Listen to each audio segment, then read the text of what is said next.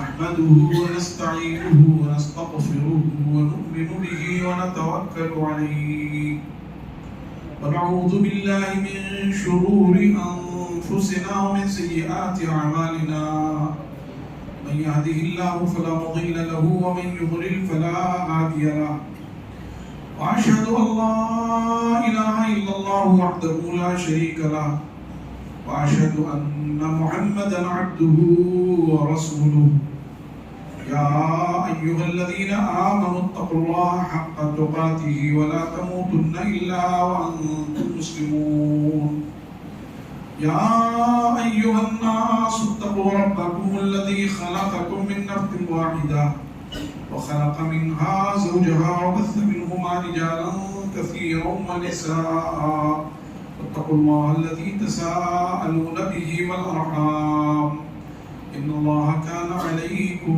رقيبا يا أيها الذين آمنوا اتقوا الله وقولوا قولا سديدا يصلح لكم أعمالكم ويغفر لكم ذنوبكم ومن يطع الله ورسوله فقد فاز فوزا عظيما أما بعد فإن خير الحديث كتاب الله وخير الهدي هدي محمد صلى الله عليه وآله وسلم شر الأمور محدثاتها وكل محدثة بدعة وكل بدعة ضلالة وكل ضلالة في النار. أعوذ بالله السميع العليم من الشيطان الرجيم من همزه ونفخه ونفثه. بسم الله الرحمن الرحيم.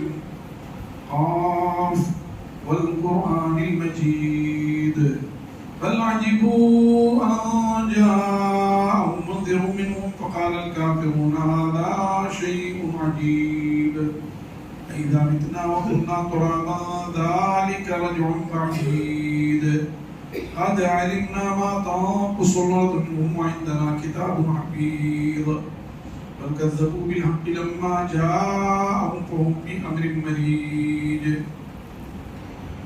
أفلم ينظروا إلى السماء فوقهم كيف بنيناها وزيناها وما لها من فروج والأرض مددناها وألقينا فيها رواسي وأنبتنا فيها من كل زوج بهيج تبصرة وذكرى لكل عبد منيب. وقال تعالى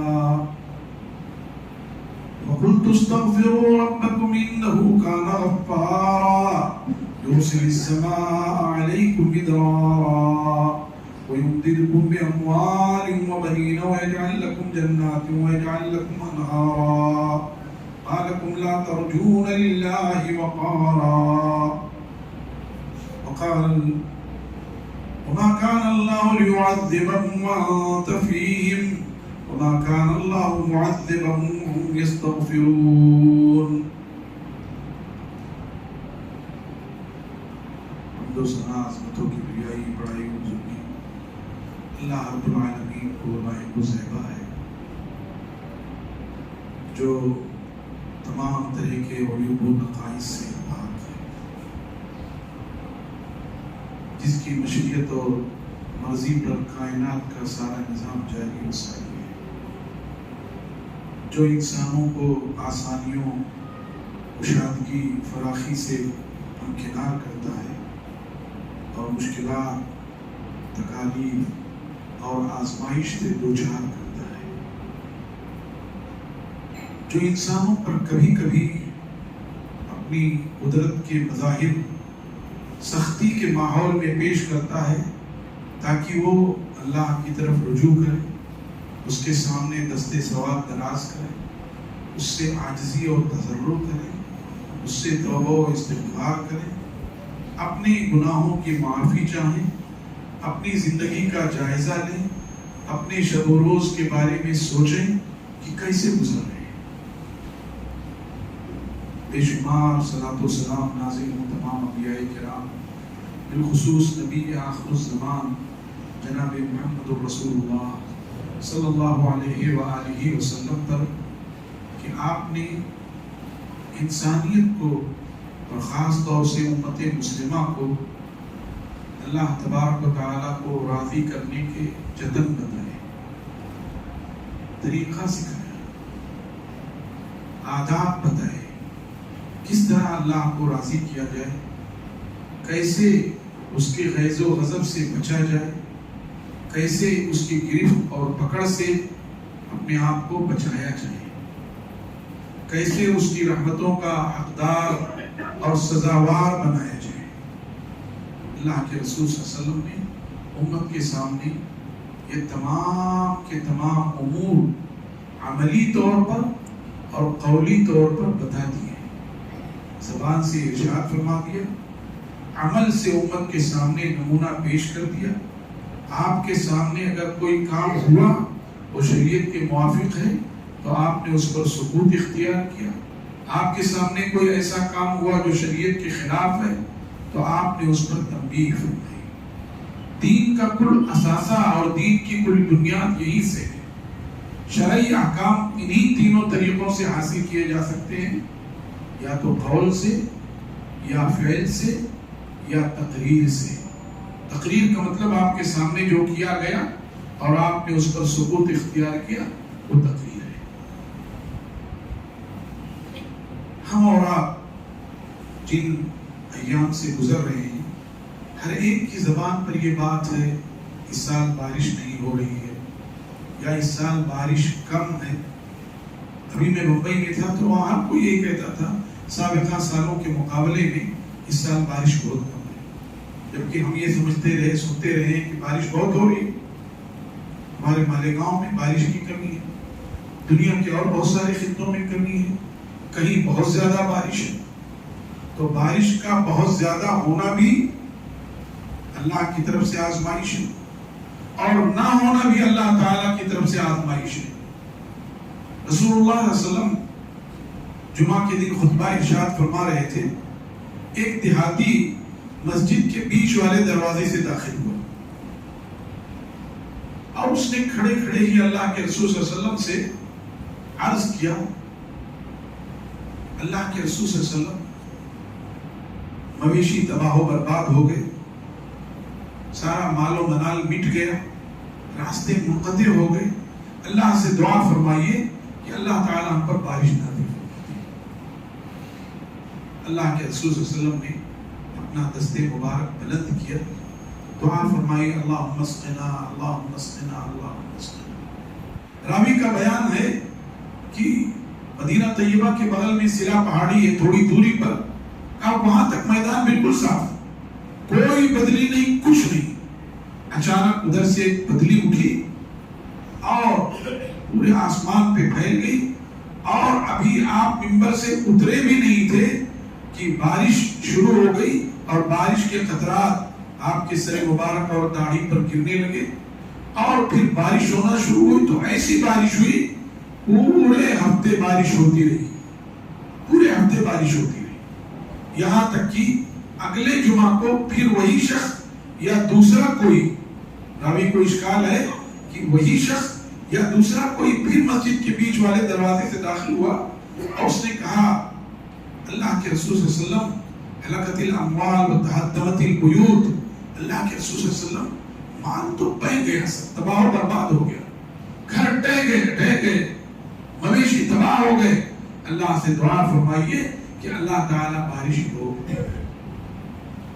تو آپ نے اللہ کی اس نعمت کو روکنے کے لیے دعا نہیں کی کہ رک جائے، آپ نے فرمایا اللہم حوالینا ولا علینا، اللہم علی الاحکام والضراب وبطون الاودیہ ومنابت الشجر، اللہ ہمارے آس پاس جو علاقے ابھی پریشان حال ہیں ان پر بارش نازل فرما دے، اللہ جہاں درخت اگتے ہیں وہاں بارش نازل فرما دے، وادیوں میں بارش کر دے۔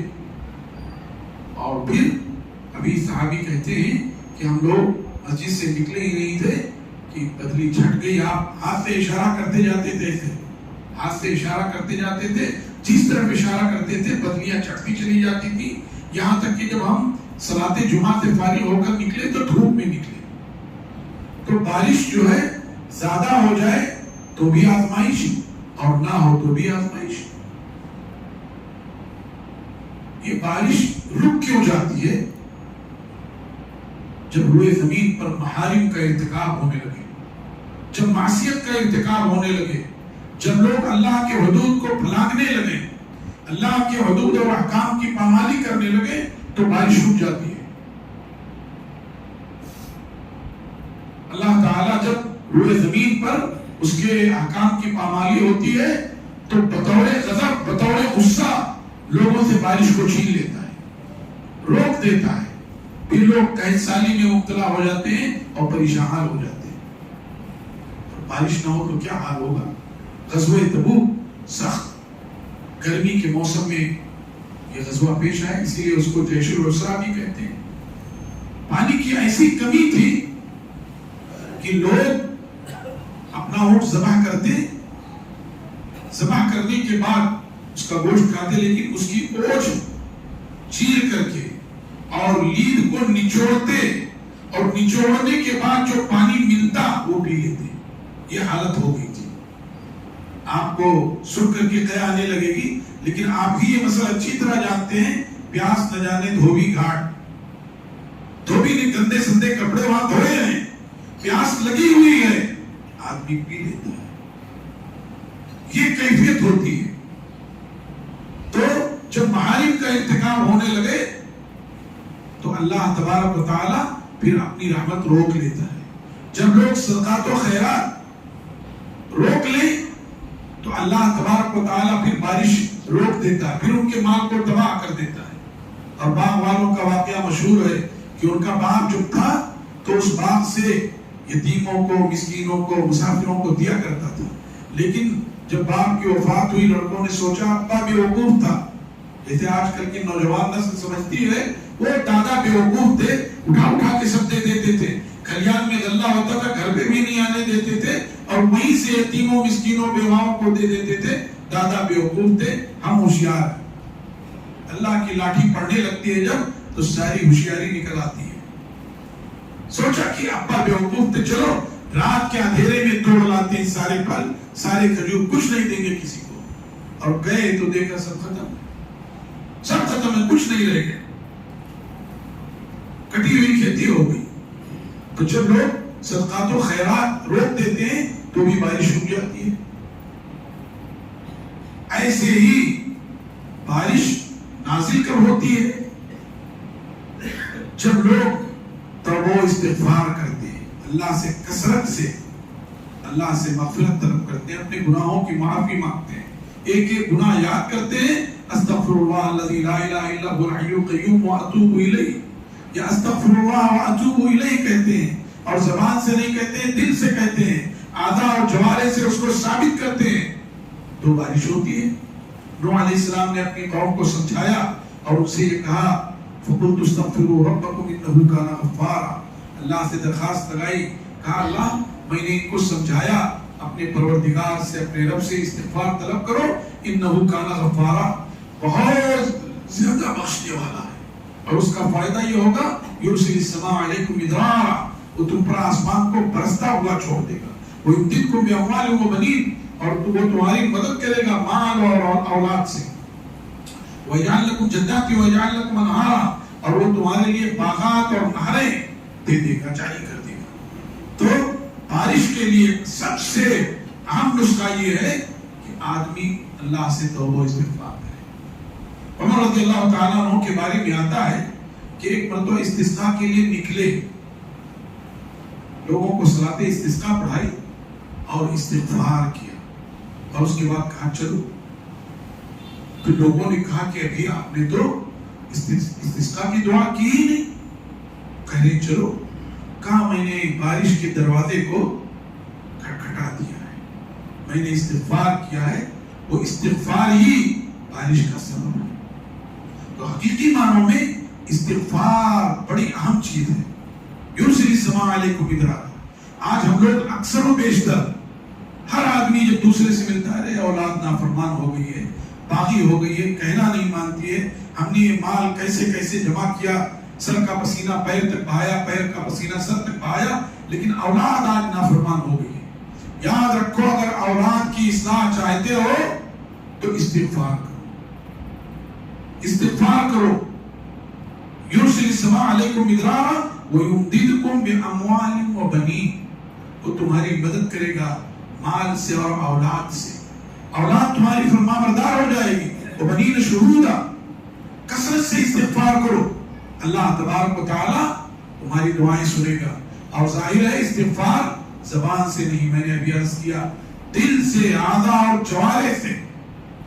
اور کیا استغفار کے ساتھ ساتھ اللہ کے رسول صلی اللہ علیہ وسلم جب مکہ مکرمہ میں تھے، یہ مشرکین کہتے تھے کہ اگر تم نبی برحق ہو تو آسمان سے بدلی کا کوئی ٹکڑا گرا دو. اللہ نے فرمایا وما كان الله ليعذبهم وانت فيهم وما كان الله معذبهم وهم يستغفرون. اللہ تعالیٰ ان کو عذاب دینے والا نہیں ہے اس حال میں کہ آپ ان کے درمیان موجود ہیں، اور اللہ تبارک و تعالیٰ ان کو عذاب دینے والا نہیں ہے اس حال میں کہ وہ استغفار کر رہے ہیں. اللہ کے رسول صلی اللہ علیہ وسلم نے فرمایا کہ اللہ تعالیٰ نے تمہارے لیے 2 امان اتار دیا ہے، اور جب ایک امان چلا جائے تو دوسرا امان قیامت تک باقی ہے. یعنی رسول اللہ صلی اللہ علیہ وسلم نے اپنے تعلق سے فرمایا ایک امان میں ہوں اور ایک امان استغفار ہے. اگر رسول اللہ صلی اللہ علیہ وسلم کی وفات ہو گئی تو استغفار باقی ہے. تو ایک چیز تو یہ کہ کثرت سے استغفار کیا جائے، اور دوسری چیز یہ ہے کہ اللہ تبارک و تعالیٰ کی رضا کے کام کیے جائیں، کثرت سے صدقہ و خیرات کیا جائے. مسلم شریف کی روایت میں سے اور بھی حدیث کی کتابوں میں موجود ہے، ایک شخص چلا جا رہا تھا کہ اس نے آسمان سے ایک آواز سنی، اے بدلی فلاں کے کھیت میں فلاں کے باغ میں جا کے برس. آدمی حیران ہو گیا آواز کہاں سے آ رہی، اور اس کے بعد تھوڑی بدلی اٹھی اور وہ بدلی چلتی رہی، آدمی بھی پیچھے پیچھے چلتا رہا. تھوڑی دور جانے کے بعد بارش شروع ہو گئی، اور پھر نالیوں سے جب وہ پانی جانے لگا تو وہ پیچھے پیچھے چلا، یہاں تک کہ وہ باغ میں پہنچ گیا جہاں پانی جا رہا تھا. اور وہ آدمی پانی اپنے پورے باغ میں، اپنے کھیت میں پہنچا رہا تھا. تو اس نے اس کا نام لیا اور کہا بھائی آپ کیا کرتے ہیں؟ اس آدمی کو حیرت ہوئی، آپ کو کیسے پتا میرا یہ نام ہے؟ کہا میں نے آسمان سے ایک آواز سنی، یا صاحب عشق حدیقت فلان، اے بدلی جا فلاں کے باغ کو سیراب کر. تو وہاں نام لیا تھا، اسی سے مجھے پتا چلا کہ آپ کا یہ نام ہے. اچھا بات یہ ہے جب آپ نام جان گئے اور وہاں سے یہ بات ہوئی تو آپ سنیے، جب بھی میرے باغ میں فصل آتی ہے، پھل آتے ہیں، تو میں اس باغ کا 3 حصہ کر دیتا ہوں. ایک حصہ اپنے اہل و عیال کے لیے رکھ چھوڑتا ہوں، اور ایک حصہ فقراء، مساکین، یتامہ، بیواؤں کے لیے وقف کر دیتا ہوں، اور ایک حصہ اس باغ کی تعمیر پر لگا دیتا ہوں، اس کی اصلاح پر لگا دیتا ہوں. پتہ یہ چلا کہ اللہ تعالیٰ نے اس کی وجہ سے یہ بارش نازل فرمائی. غزوہ تبوک میں صحابہ کرام، میں نے ابھی واقعہ ذکر کیا کہ اوج سے گوبر نکال کر کے نچوڑ کر پی لیتے تھے. ایک کھجور ایک ساتھی جب چوستا دوسرے کو دے دیتا، وہ چوستا تیسرے کو دے دیتا، وہ چوستا، اور ایسے ہی پانی پی لیتے. یہ کیفیت تھی. ایک موقع آ گیا کہ پریشان سب، پانی ہے ہی نہیں. ابو بکر رضی اللہ عنہ نے اللہ کے رسول صلی اللہ علیہ وسلم سے درخواست کی آپ دعا فرمائیں کہ اللہ بارش نہ دے. آپ نے فرمایا ابو بکر تم چاہتے ہو؟ ہاں میں چاہتا ہوں. اللہ کے رسول صلی اللہ علیہ وسلم نے ہاتھ اٹھا دیے، بارش نازل ہونے لگی. خوب بارش ہوئی، لوگوں نے پانی پیا، جانوروں کو پلایا، برتن بھر لیے. اور جب وہاں سے وہ نکلے اپنے پڑاؤ سے تو کہیں بارش نہیں تھی. بس وہ بارش صرف اسی پڑاؤ پر، اسلامی لشکر پر، اہل ایمان پر، مستغفرین پر، توبہ استغفار کرنے والوں پر. پتہ یہ چلا کہ استغفار، صدقہ و خیرات، اپنے اعمال کا محاسبہ اللہ تبارک و تعالیٰ کی شکر گزاری. وما کان اللہ لیعذبہم ما کان، کیا جو آیت ہے کہ جو ہے اللہ تعالیٰ ان کو عذاب دینے والا نہیں ہے اس حال میں کہ وہ اس کا شکر ادا کر رہے ہیں. وکان اللہ شاکرا علیما، اللہ تبارک و تعالیٰ شکر کو قبول کرنے والا ہے جس حال میں اللہ نے رکھا ہے. رونا دھونا نہیں، آہو فغاں نہیں، گریہ و زاری نہیں، اللہ کی شکایت نہیں، حالات کی سختی کا تذکرہ نہیں. اللہ نے جس حال میں رکھا ہے اس پر شکر گزار ہے. تو شکر گزاری جو ہے یہ باران رحمت کا ذریعہ ہے. اللہ تعالیٰ نے فرمایا وَلَوْ أَنَّ أَهْلَ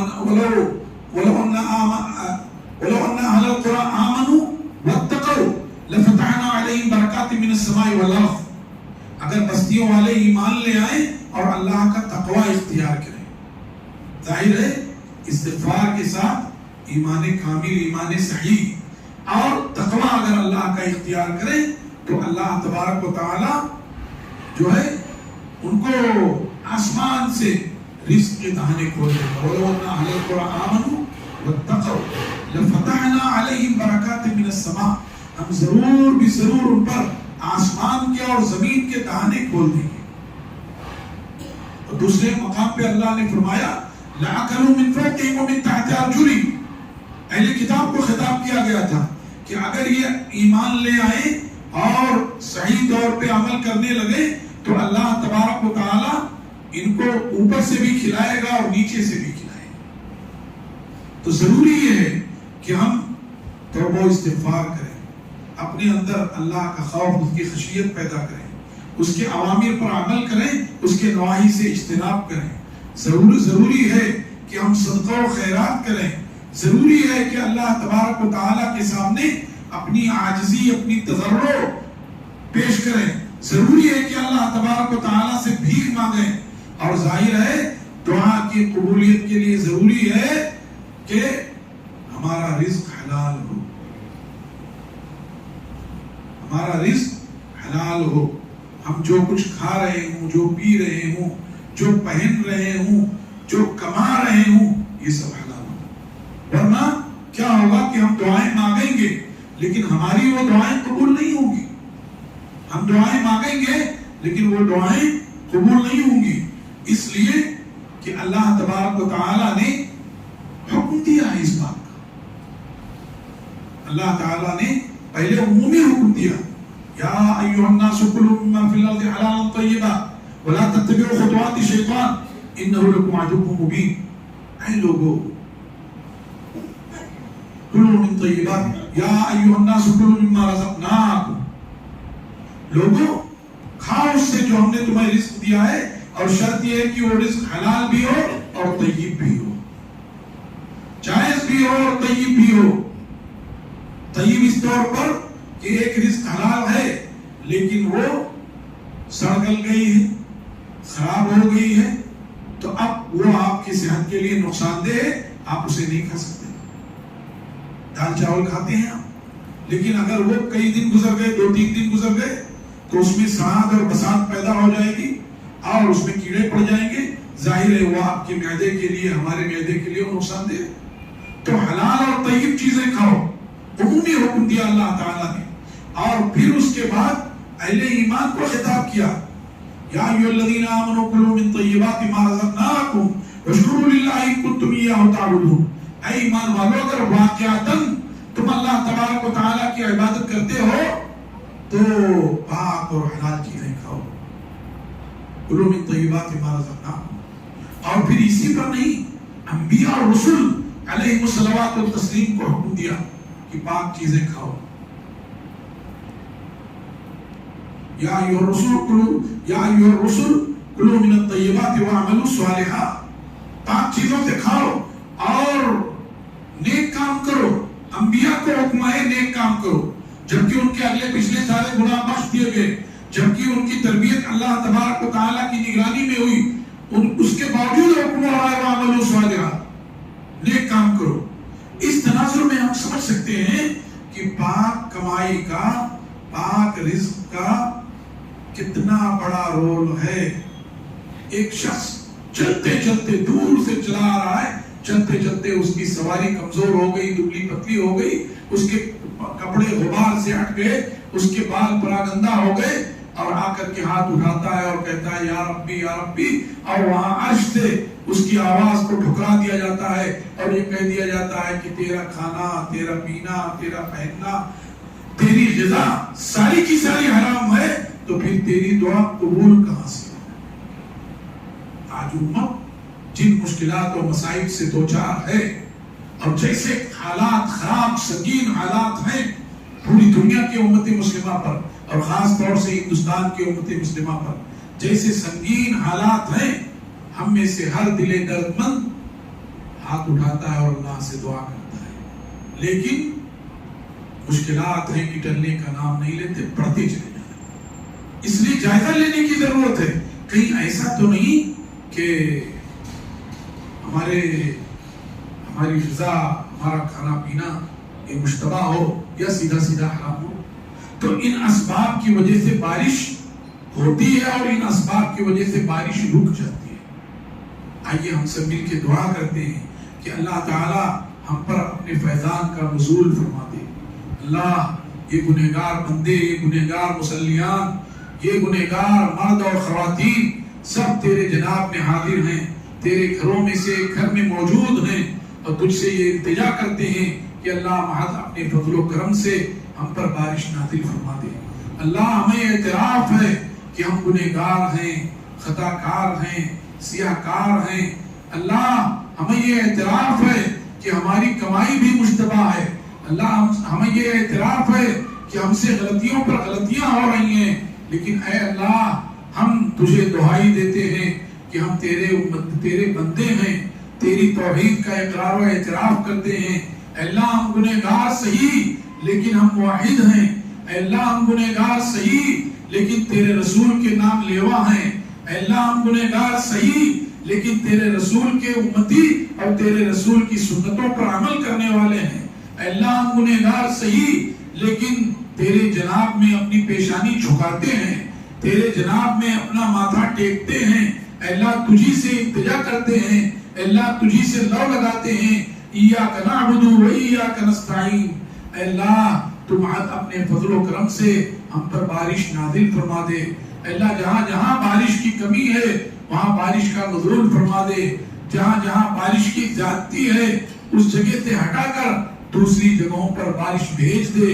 اللہم اسقنا، اللہم اسقنا، اللہم اسقنا غیثا مغیثا ہنیا مريعا عاجلا غیر آجل نافعا غیر ضار۔ اللهم اسق عبادك وبهائمك وانشر رحمتك وانزل علينا الغيث رزازا قطقطا سجلا يا ذا الجلال والاكرام۔ اللهم انزل علينا رزازا قطقطا سجلا يا ذا الجلال والاكرام۔ اللهم اغثنا، اللهم اغثنا، اللهم اغثنا۔ سبحان ربك رب العزة عما يصفون وسلام على المرسلين والحمد لله رب العالمين وصلى الله وسلم